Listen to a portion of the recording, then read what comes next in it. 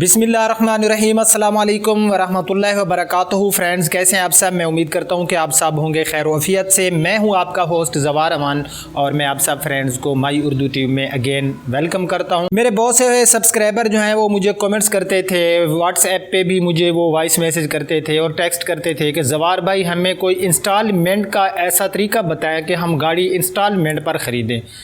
तो सबसे पहले तो मैं आपको ये मशवरा दूंगा कि आप लोग इंस्टॉलमेंट पे गाड़ी मत ख़रीदें। अगर आपके पास है 5 लाख तो आप 5 लाख के बजट में गाड़ी ख़रीदें। अगर आपके पास 3 लाख है तो 3 लाख के बजट में गाड़ी ख़रीद लें, लेकिन इंस्टॉलमेंट के चक्कर में ना पड़ें। उसके ऊपर जो होता है कि आपको एक्स्ट्रा जो परसेंट होते हैं वो लगते हैं और आपकी जो अर्निंग होती है वो ज़ाया होती रहती है।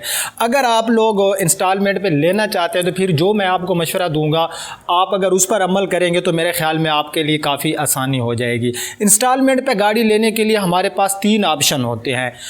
पहला ऑप्शन ये होता है कि हम बैंक से गाड़ी लीज़ करा लें। दूसरा ऑप्शन होता है कि हम 3 या 4 लाख रुपए देकर किसी शोरूम वाले से गाड़ी ले लें। फॉर एग्ज़ाम्पल के गाड़ी की कीमत है 10 लाख रुपए, तो हम 3-4 लाख रुपए दे के बाकी उसकी इंस्टॉलमेंट करा लेते हैं। इंस्टॉलमेंट के 2 तरीके होते हैं, या तो 6 मंथ बाद आपको उसकी जो बकाया किस्त होती है वो पे करनी पड़ती है, यानी कि साल में आप 2 इंस्टॉलमेंट करा लेते हैं और उसमें 6-6 माह के बाद आप जो है, मैं आसान लफ्ज़ों में बताऊँ कि आप जो है अपनी जो आपकी अर्निंग होती है या आपके जो पैसे होते हैं वो जिस हिसाब से बनते हैं वो वहाँ पर जो है आप उस शोरूम वाले को दे देते हैं। लेकिन वहाँ पर आपको एक नुकसान ये होगा कि फॉर एग्जांपल जो गाड़ी 10 लाख रुपए की, अगर आप 4 लाख दे रहे हैं तो 6 लाख रुपया जो बकाया है उस पे वो जो है 1 लाख के साथ मिनिमम 30 से 35% लगाता है वो डीलर जो गाड़ी देता है, तो वो आपको गाड़ी काफ़ी महंगी जा पड़ेगी। उसके बाद दूसरा एक ऑप्शन हमारे पास बच जाता है, वो होता है कि हम जो है किसी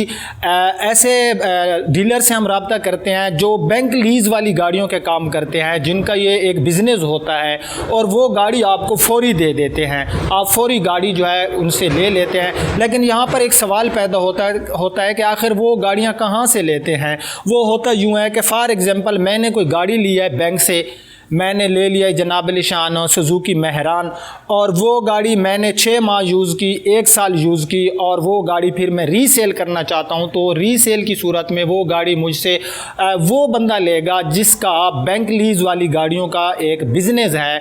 वो मुझे कहेगा कि भाई आपने गाड़ी यूज़ किया है, वो डाउन पेमेंट में से भी काफ़ी मुझसे जो है वो छूट करा लेगा, कम पैसे देगा, और उसके बाद जो मेरी किस्तें होंगी बहरहाल मुझे जो है उसकी कुछ पेमेंट मिल जाएगी, और वो गाड़ी मैं उस जो बंदा है जिसका बैंक लीज का एक बिज़नेस है मैं उसको गाड़ी जो है सेल कर दूंगा, और वो आगे एक कस्टमर और ढूंढेगा और उसको वो गाड़ी दे देगा। लेकिन यहाँ पर वो गाड़ी क्योंकि बैंक से मेरे नाम पे निकली है तो उसकी जो कल को गाड़ी अगर क्लियर होगी तो जो बैंक की एनओसी होती है वो जब तक मैं बैंक नहीं जाऊँगा बैंक वाले किसी थर्ड पार्टी को वो एनओसी नहीं दे सकते। ये एक बैंक का रूल होता है जो कि आप फ्रेंड्स ऑलरेडी इसके बारे में जानते हैं। तो वहाँ से अगर आप गाड़ी बाय करेंगे तो होगा ये कि वो आपसे एक तो पैसे ज़्यादा ले लेंगे क्योंकि उन्होंने अपनी प्रॉफिट भी रखनी होती है। अगर वो आपको न्यू गाड़ी देंगे तो न्यू गाड़ी में होता यूँ है कि उनके पास कुछ ऐसे लोग होते हैं जिनका बैंक में काफ़ी अच्छा अकाउंट चल रहा होता है, और वो जो है वहाँ से बैंक से गाड़ियाँ लीज़ करा के उनको देता है और 30-40 हज़ार वो उनसे प्रॉफिट लेता है गाड़ी बैंक से लीज़ कराने की, और वो न्यू गाड़ी उनको दे देता है। फिर वो कस्टमर ढूंढते हैं, उनको वो गाड़ियां देते हैं, उसमें से वो 40 हज़ार रुपया तो उन्होंने वो भी आपसे लेना है जो वो उस बंदे को दे चुके हैं जो थर्ड मैन है जिसने बैंक से गाड़ी लीज़ कराई, और फिर वो अपनी प्रॉफिट भी रखेंगे। तो एक उसमें आपको बेनिफिट मिलेगा कि आपको गाड़ी फौरी मिल जाएगी। लेकिन वहाँ पर बहुत से नुकसान आते हैं जो मैं आपको बताना चाहता हूँ। आपको पता है कि मैं कोई चीज़ आपके साथ हिडन नहीं रखता। मैं चाहता हूँ कि मेरे चैनल से आप फ्रेंड्स को बहुत सी मालूमात मिले, कोई चीज़ हिडन ना रहे। तो होता यूँ है कि वो गाड़ी तो आपको दे देंगे लेकिन वहाँ पर कुछ नुकसानात का अंदेशा होता है। अगर आप गाड़ी की किस्त नहीं देंगे तो गाड़ी ट्रैकर के ज़रिए आपकी जो गाड़ी है वो तो बैंक वाले गाड़ी पकड़ लेंगे। अगर कल को खुदा ना खास्ता आपने बैंक से क्लियर कर दी, सारी आपकी जो किस्तें थी आपने टाइम पे कर दी, और वो बंदा जिसके पास जिसके नाम से गाड़ी निकली हुई है वो जो बकाया कागजात होते हैं, बैंक सारे कागजात नहीं देती, बैंक को जो फाइल होती है वो रख देती है, अपने पास रख लेती है, और बाकी जो डॉक्यूमेंट्स होते हैं वो उस बंदे को दे देती है जिसने बैंक से गाड़ी लीज कराई होगी। मेरी बातें तवज्जो से सुनना, वीडियो स्किप ना करना ताकि आपको मेरी पूरी बात समझ आ जाए।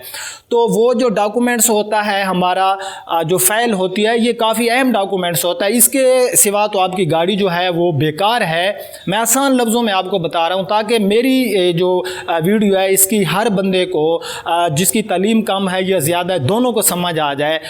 तो वो होगा यूँ कि वो उनके पास होंगे, बैंक वालों के पास। कल को जब आप गाड़ी की तमाम किस्तें पे हो जाएंगी तो अब वो बंदा जिसके नाम से गाड़ी निकली है बैंक रूल्स के मुताबिक उसको ही डॉक्यूमेंट्स देगा। अच्छा, अगर आप ये किसी लीज़ वाले डीलर से गाड़ी लेना चाहते हैं तो फिर आपको किसी एतमाद वाले इदारे से रब्ता करना होगा जिनका अच्छा काम होगा, तो गाड़ी आप वहाँ से ले सकते हैं। लेकिन इसमें ये आपको मैंने नुकसानात बता दिए हैं कि कल को अगर आपको वो डॉक्यूमेंट्स में मसला बनाता है तो आपकी जो अर्निंग है वो ज़ाया हो जाएगी, और अगर वो डॉक्यूमेंट्स आपको ना मिले तो वो गाड़ी हो गई आपके लिए बेकार।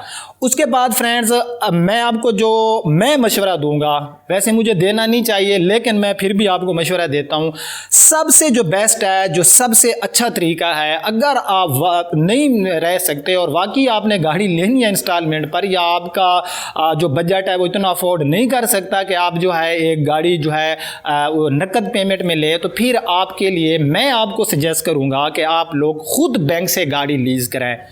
खुद बैंक से गाड़ी लीज़ कराने के आपको जो बेनिफिट मिलने वाले हैं वो ये हैं, एक तो गाड़ी जो होगी उसके डॉक्यूमेंट्स कल आपको मिलेंगे, उस गाड़ी का किसी चीज़ का भी आपको फ़िक्र नहीं होगी, ट्रैकर वगैरह लग जाएगा, इंश्योरेंस हो जाएगी, रजिस्ट्रेशन, हर चीज़ जो है उसमें आपको मिल जाएगी। और सबसे जो बड़ा बेनिफिट आपको वहाँ से मिलेगा कि वो आपसे जो मार्कअप है वो कम लेंगे, और जो डाउन पेमेंट है वो भी आपको कम वहाँ पर देनी पड़ेगी बनिस्बत के आप अगर किसी लीज़ वाले बनिस्बत के अगर आप किसी लीज वाली जो गाड़ियां होती हैं जो उनके डीलर होते हैं उनसे गाड़ी लेने के आपको बैंक जो है वो आपसे परसेंट भी कम लेगा, आपसे डाउन पेमेंट भी कम लेगा, और आपके जो डॉक्यूमेंट्स हैं वो आपके सेफ हैं।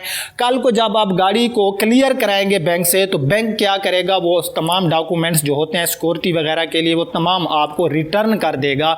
और बैंक की जो डिटेल होती है, हर बैंक का जो होता है उनके अपने रूल्स होते हैं। सैलरी होल्डर, जो गवर्नमेंट का सैलरी होल्डर है उनके लिए उनके अलहदा रूल्स हैं, जो बिजनेसमैन है उनके लिए बैंक वालों के अलहदा रूल्स हैं।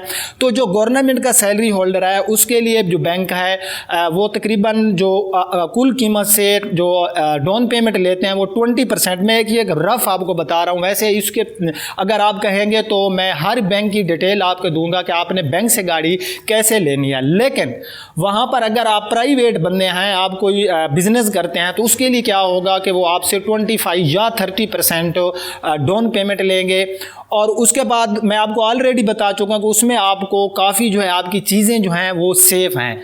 और वहाँ पर जो गाड़ी आप लेंगे, अगर आप एक बिजनेसमैन है तो वहाँ पर कुछ थर्ड मैन गारंटी भी देनी होगी, आपको अपना बैंक स्टेटमेंट देना होगा। ठीक है, आपको वहाँ पर थोड़ा सा थका देने वाला काम है, आपको थोड़ी देर वेट भी करना पड़ेगा, तकरीबन 2 से 3 माह लग सकते हैं। ये सारा जो आपके होंगे डॉक्यूमेंट्स वो देखेंगे, जो चीज़ें उनको दरकार होंगी, लेकिन ये आपके लिए सबसे बेस्ट है। मैं आपको मशवरा दूंगा कि आप ना तो किसी डीलर से जाकर गाड़ी लें, 3-4 लाख डाउन पेमेंट उनको दें और फिर इंस्टॉलमेंट कराएं, वो आपको महंगी पड़ेगी। और ना ही आप किसी लीज वाले के पास जाएं, वो भी आपसे वो जो 40,000 रुपया उस बंदे को देता है, मैं ऑलरेडी आपको बता चुका हूँ, जिसने गाड़ी बैंक से लीज करवाई, फिर वो अपनी प्रॉफिट रखेगा तो वो गाड़ी फिर आपको महंगी पड़ेगी। लेकिन वहाँ पर जस्ट आपको यही बेनिफिट मिलेगा कि गाड़ी आपको फ़ौरन मिल जाएगी, आपको कोई सिक्योरिटी नहीं देनी होगी। सिक्योरिटी की ज़रूरत ही कोई नहीं है, क्योंकि जब आप डाउन पेमेंट दे रहे हैं, जो पहले उस गाड़ी की जो किस्तें पे हो चुकी हैं, तो जो नेक्स्ट होंगी अगर आप नहीं देंगे तो गाड़ी तो आपसे पकड़ लेंगे। तो इसमें जो होगा थर्ड पार्टी होगी, जिसने गाड़ी निकलवाई है, तो उसको नुकसान नहीं होगा, नुकसान आपको होगा। लेकिन वो आपके लिए मेरे ख्याल से सेफ़ नहीं है। अगर आप वहाँ से किसी लीज़ वाले डीलर से जो गाड़ियाँ लीज़ का उनका बिज़नेस है लेते हैं, तो मैं आपको प्लीज़ मेरी आपसे रिक्वेस्ट है कि किसी एतमाद वाले बंदे से लें।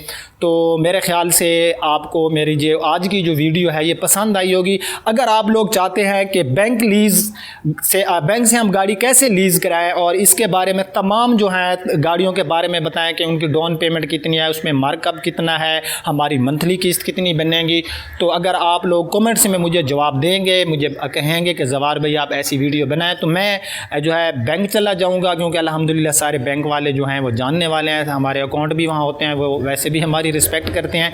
तो मैं वहाँ जाकर उनसे जो है हर बैंक की जो हमारी सिटी में जितने बैंक हैं, पंजाब बैंक है, अलाइड बैंक है, वगैरह वगैरह जितने भी हैं, तो मैं उनकी जो एक रूल्स हैं गाड़ी लीज़ के बारे में कि वो गाड़ी जब लीज़ करते हैं किसी कस्टमर को तो उनको क्या क्या चीज़ सिक्योरिटी के लिए ज़रूरत होती है, मंथली किस्त, यानी कि जो भी वहाँ पर तफसीलात होगी वो मैं आपके साथ शेयर करूँगा। तो प्लीज़ आपने ये मुझे ज़रूर बताना है कैसी रही मेरी आज की वीडियो, कुछ इन्फॉर्मेशन आपके पल्ले पड़ी है या नहीं पड़ी, ये आपने कमेंट्स में जो है जवाब देना है मुझे, और मेरी इस वीडियो को लाइक कर देना है। अगर आप फेसबुक पेज पे मेरे साथ बात करना चाहते हैं तो आपको डिस्क्रिप्शन में मेरे फेसबुक पेज की लिंक भी मिल जाएगी और मेरे व्हाट्सएप ग्रुप की लिंक भी आपको जो है डिस्क्रिप्शन में मिल जाएगी।